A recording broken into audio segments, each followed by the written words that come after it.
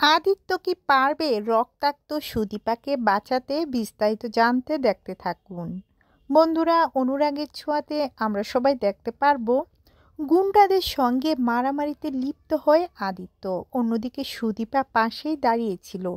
ঠিক তখনই একজন গুন্ডা এসে যখনই আদিত্যের মাথায় বাড়ি দিবে ঠিক সেই মুহূর্তে সুদীপা বাঁচাতে আসে। সেই বাড়িটা সুদীপার মাথায় যেয়ে পড়ে। সঙ্গে সঙ্গে রক্তাক্ত হয়ে মাটিতে লুটিয়ে পড়ে সুদীপা।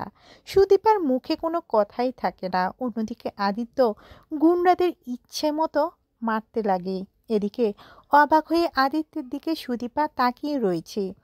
আদিত্য ছুটে আসে সুদীপার কাছে। ছুটে এসে রক্তাক্ত সুদীপাকে জড়িয়ে ধরে বলে, সুদীপা কি হয়েছে তোমার? তোমার কোনো কিছু আমি যে হতে দিব না। তোমাকে যত তাড়াতাড়ি সম্ভব আমি হসপিটাল নিয়ে যাচ্ছি।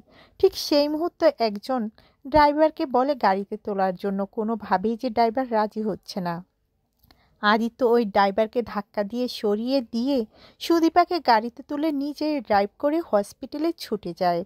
হসপিটালে আসার পর ডক্টরকে ডাকতে লাগে। কিছুক্ষণের মধ্যে নার্স ডক্টর সকলে ছুটে আসে আদিত্যের ডাকে।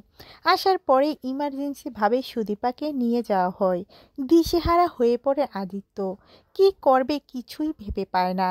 তারপরে দেখা যায় ডক্টরকে জানায় আদিত্য, সুদীপা ঠিক হবে তো? ডক্টর বলে হ্যাঁ, বড় একটা অপারেশন করতে হবে, তার জন্য 40 লক্ষ টাকা প্রয়োজন।